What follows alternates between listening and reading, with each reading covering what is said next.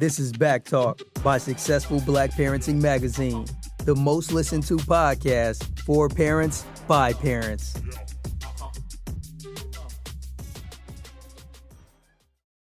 Hey there, everyone, and thank you for joining us on Back Talk, the talk show for Black parents. Now, today we have C. Marie. She is James. She is the Vice President of Policy for the National Black Child Development Institute. And we're talking about the very disturbing PreK-to-Prison Pipeline. Now, if you haven't heard of it, stay tuned because today you will become woke on a whole other level. So welcome. I appreciate you being here, C. Marie. Thank you very much for having me. We are honored. It's National Black Child Development Week this week, and National Black Child Development Institute is honored to be featured on Successful Black Parenting Magazine's podcast. Well, thank you so much. I mean, I can't tell you how much this means to us. We love what you guys do there. So to have you on as a guest is really, really important, especially to talk about this particular problem that we're seeing. And we're seeing it in schools throughout the United States, correct? Yes. And I think what a lot of people don't know is the level to which we're seeing it in preschools. Children as young as 3 and 4 years old are being suspended at such high rates. 250 children a day is what the data indicates. Wow. Can you explain to our viewers a little bit, what is this PreK-to-Prison Pipeline that we keep hearing about, and how did we first figure out this is a real problem? So the preschool to prison pipeline is based on research. So as you have children who are labeled very young as having a behavioral problem, who are punished instead of supported, you have labeled them, and those labels follow children. And so just as young children, young Black children, young Black girls and boys are over monitored in the classrooms at very young ages, they are over monitored in high school. They are over monitored. They don't feel welcome and connected in classrooms with their peers and with their educators. The more we isolate children, the more that we push them out of the classroom, that follows them, and it becomes a bigger and bigger problem until they're ending up more likely to be arrested, more likely to have run-ins with the law, more likely to experience truancy, again, because we've given a very clear message. When it starts at 3 years old, you have a very clear message that you are not welcome in education spaces. 3 years old. Now, when did we start expelling students from preschool? I don't remember that being a thing when my kids were really little, and now, of course I have grandchildren, but and why are our children being targeted? What's going on here?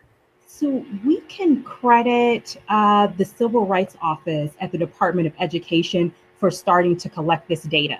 So a good thing, as more cities and states are having pre-K in their public schools, then those pre-K classrooms are subject to the same data and monitoring and reporting to the Civil Rights Office. And so as we've had this data for over 10 years now, where we can see that Black children, we have the racial breakdown, and we can see that Black children are suspended 3.6 times more likely to be suspended, again, at 3 and 4 years old. And so it's not something I remember in my experience, and you may not in your experience. However, I think this is a long-standing issue. It's just we've turned the lights on by having the data. Well, thank goodness.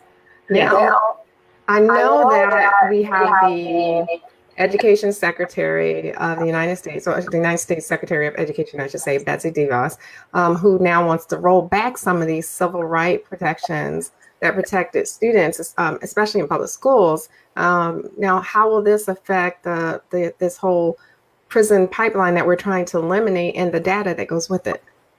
So the guidance that was out there was exactly it. It was guidance. It was helping principals, educators, those who are in positions of decision making, and school board directors understand what they need to do to address this guidance, or to address the issue through the guidance.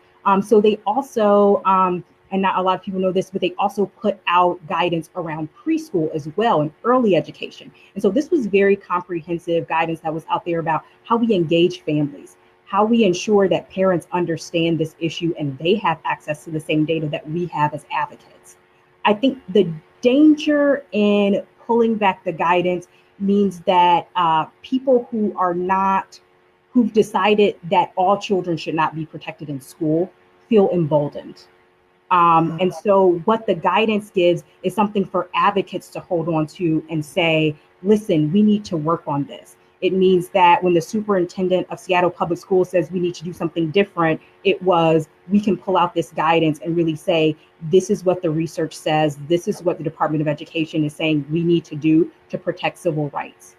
As you're pulling back that guidance, again, it weakens the strength that we have. And so although the guidance doesn't say you're accountable to X and this has to be done, it points us towards what we know is best for children. And so it weakens what advocates have had as a tool in moving this issue forward. Right. Now, the data shows that there's a difference between boys and girls with getting suspended and expelled from school, even in preschool. Yes. I read different reports that Black girls are often seen as more mature than they are, it seems that to me that would have feed right into that, where they'll get suspended faster than a little white girl her same age. How does that work with this whole data that you see, the data that you see in the prison pipeline? So what I see is it means that the children we decide to protect, I think about this issue based on three principles, if you'll bear with me. So one is that we have to move from exclusion to inclusion. We need all children to feel welcome. We need to respond to them with teaching instead of punishing. And so if you see a child and you don't see them as a child that you should protect, then you're going to say, I need to punish you in order to protect the other children who are in this classroom. The second principle, this is about adult decisions. This is about, again, if you're seeing that young girl as older, as not as innocent, as not someone you should be nurturing and educating, then you are more likely to lean on punishment instead of teaching her. A 3-year-old is there absolutely to learn. And then the third is that all children are deserving. A child that's bigger than the other children, a child that looks or acts in a way that you consider more grown up than other children doesn't mean that they are not deserving of learning. And to at 3 and 4-year-old decide that some children are not deserving, that goes against the principles that we really believe in at the National Black Child Development Institute. Right. And you're absolutely right about that. And a lot of times that will happen, especially if the child is even bigger than the classmates. They will be punished with almost anything that they will do that's normal behavior, or that might be equal to another child who is white and not be punished the same way. So go ahead. For example, we've seen, I have this pencil and I've poked my classmate with it. Mm-hmm. And one teacher sees that as, I need to correct an inappropriate behavior. Here's what's appropriate with a pencil. Here's what's inappropriate. And another teacher says, this child has used a weapon to stab another child. And that's a completely different way. And we've seen these are our documented cases. And children, and our CEO, Tobika Green, says this all the time, children understand when they're not being treated fairly. And so this is what we mean by the preschool to prison pipeline. We're sending a message to them very young that I'm not treated the same way, that when I spill the glue, I've done something wrong. But when someone else spills the glue, they're so curious and excited about the day. We have to stop that implicit bias that leads to unfair treatment for Black children. And what can we do about it, especially as parents of preschoolers? What can we do to be empowered to make this change? We are the change we want to see. So how do we do that? What recommendations does the National Black Child Development Institute advise? So I want to start with parents being educated on this issue and knowing the data. And so if your child is in a program that has data, have you ever asked for the data? And for the most part, we're going to hear parents say no. They've never thought about asking for the data, asking for their written discipline policy. Does your program have a written policy when it comes to school discipline? You want to see that.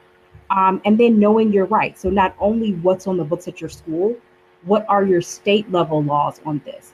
What are your county or city level ordinances when it comes to early childhood education and school discipline? And so we have to make sure that parents understand what their rights are. Do they know that just here in Maryland, last year, there was a bill that came up that passed the Senate, it passed the state Senate and the House, but the governor didn't sign it into law. How many parents know that's an issue? I need to be involved. I need to be speaking out to ensure that this changes. So it's educating yourself. What are the current laws? What's legal? What's not legal? There are, in Connecticut, we had 1,500 students suspended after this issue was banned by law, saying the exceptions are violent and sexual nature. Again, when you're seen as older, more mature, a threat to other children, Black children will be more likely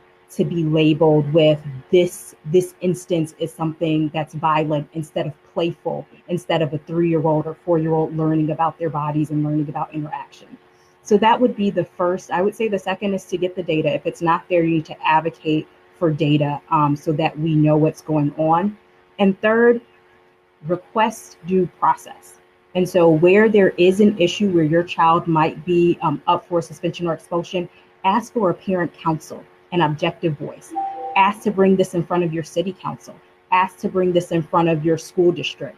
But request due process. Make a request that your center, that there's an objective body that will be designed to review suspensions and expulsions, and get involved, bring parents together to create a process that is objective and that is really informed by child development. Bring it in and say, listen, this is developmentally appropriate. This is developmentally appropriate for a 3-year-old. It's not something that requires a suspension. So a parent council. So what do you recommend for preschools? What should their policies look like to keep Black children from being targeted? So I have to, at this point, of course, bring up the Delivering on the Promise initiative, NBCDI's national initiative around ending the suspension and expulsion crisis in early childhood. We would love for centers, we already have so many who are in our community of practice. We would love for them to join our community of practice. If you're a leader in a center who says, I'm not sure how to change my practice in a way that's going to support my business, I really would like some help on this, please join NBCDI's Delivering on the Promise community of practice. And so you can go on our website to learn more. I'm sure Janice will share our email address, but please reach out because we want to work with you, all of those who really want to make change on this issue. What I'll say here very briefly, because we have pages and pages in the white paper we're writing on this, but what I'll say here briefly is, again, moving from exclusion to inclusion.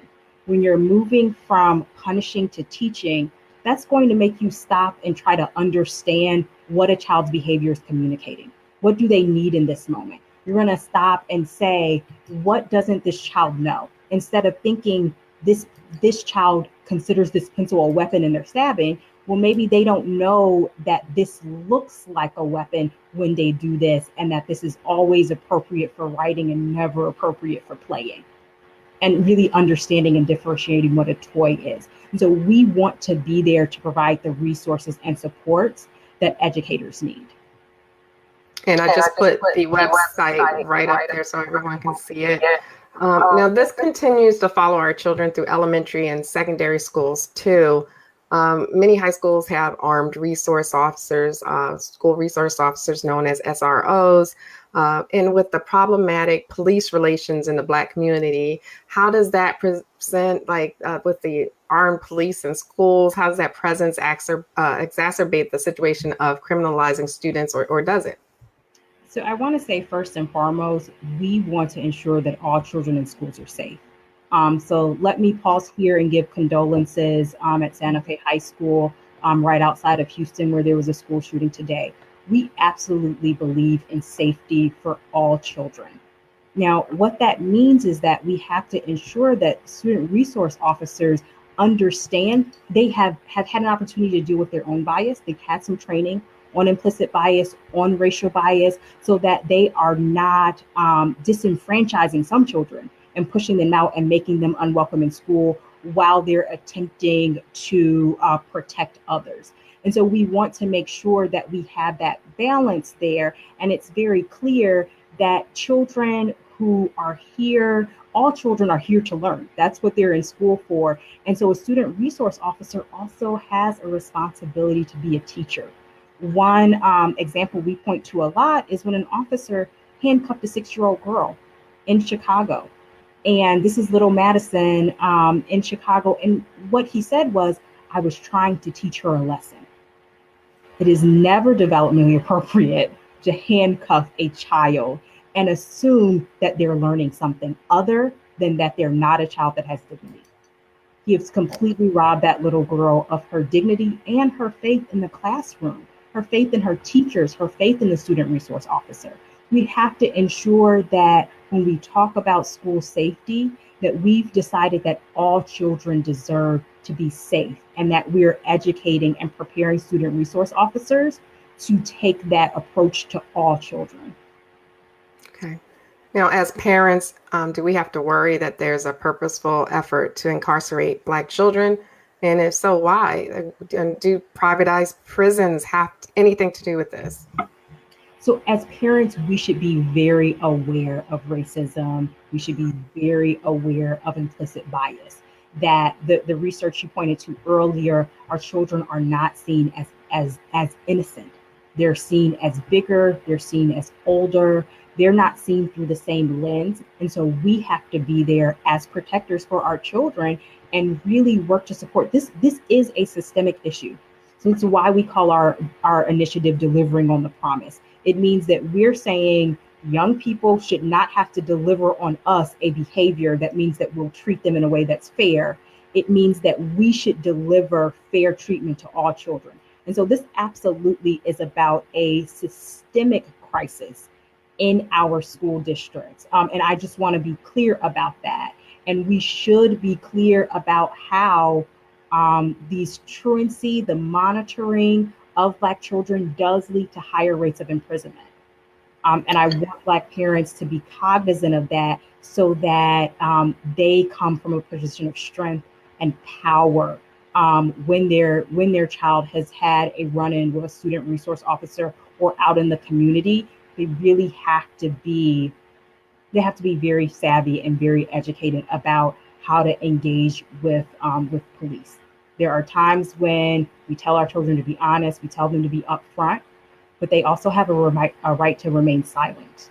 And that's not disrespect. And so there are some things that Black parents absolutely need to be teaching their children and preparing them for, and definitely vigilant about any run-in with the student resource officer or any run-in with the police in the community. We should make sure that we are protecting young children, again, who are just more likely to receive harsher punishment than their peers.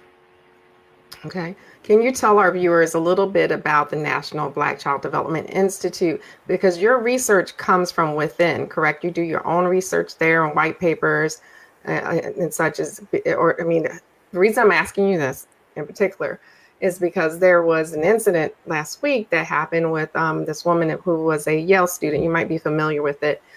She was sleeping in the common area, and then the person who reported her, who had a history of reporting Black people just living their lives, was a researcher on the school to prison pipeline effort, but she has clearly exhibited racist behaviors. So, as parents, we feel more comfortable knowing that this research is not coming from a biased area and it's coming from within our own community.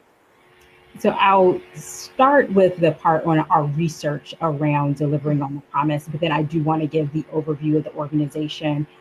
So a part of the Delivering on the Promise initiative will be engaging directly with parents, because we know that when in any area, not just education, when policies are passed that are designed to help everyone, they help Black people the least.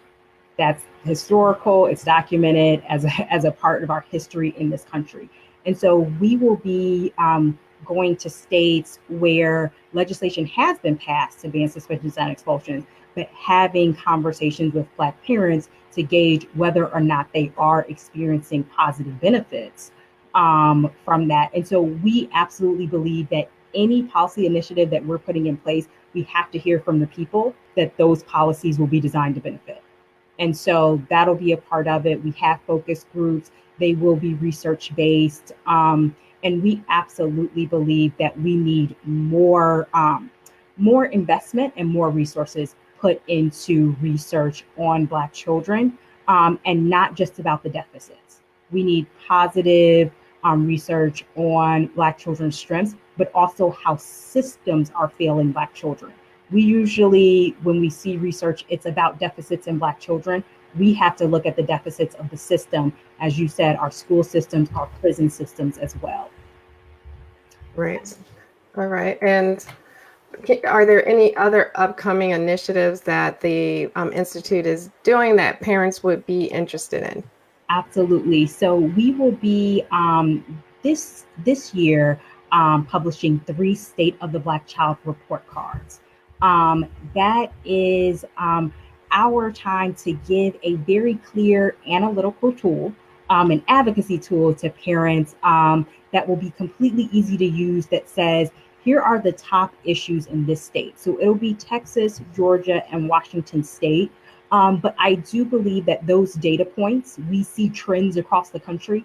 And so I would say for a parent in any state to look out for our policy brief on delivering on the promise as we share what we're learning. Look out for those State of the Black Child report cards so that they know, because we've engaged with parents and educators. So those are informing those report cards. And so these are the top things in the state of Georgia that our parents, educators, advocates who are there to stand up for Black children need to be paying attention to. Okay. Now, parents can also help because you guys have memberships too. They can support you in that way, correct? Yes. And I do want to give an overview of the organization because we've been around for 48 years. We have been committed to our mission to improve and advance the quality of life for Black children and families through education and advocacy. Parents can become members by going on our website. They can also really join their local affiliates. So we have affiliates in 26 cities across the country, and we join with the affiliates to develop and implement evidence-based, culturally relevant, trauma-informed, strengths-based technical assistance, training, initiatives.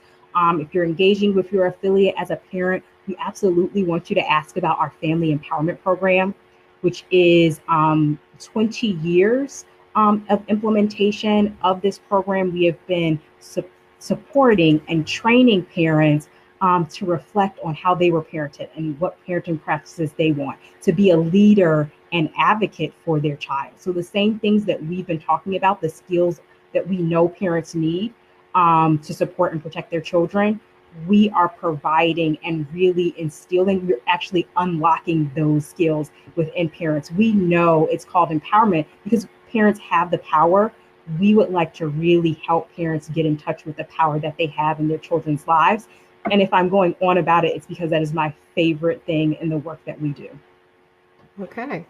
Well, Seema Ray, if I were to ask you about you and what is your superpower, what would you say?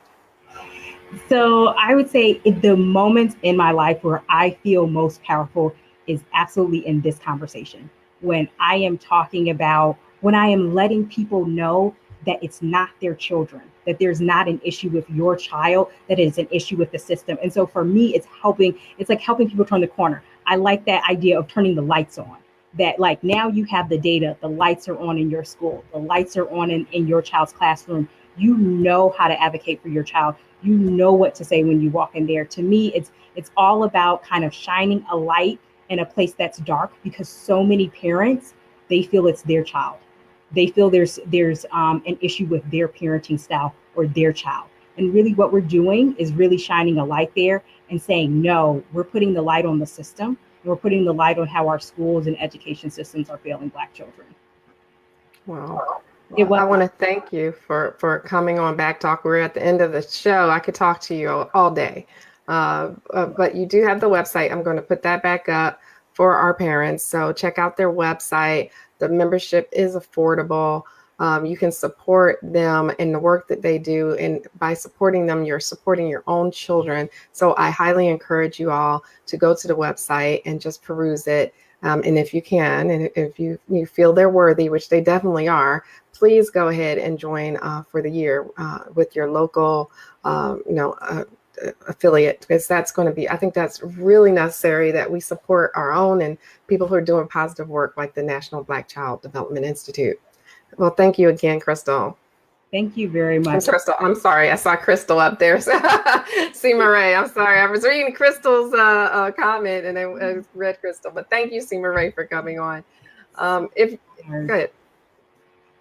If you're watching, be sure to follow us on social media at Black Parenting One.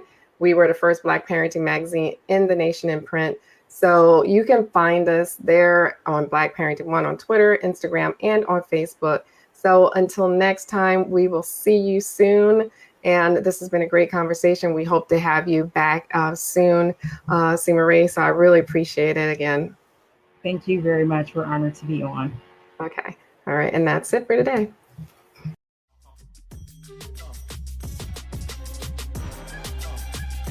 Thanks for tuning in to Back Talk by Successful Black Parenting Magazine. We'll see you soon.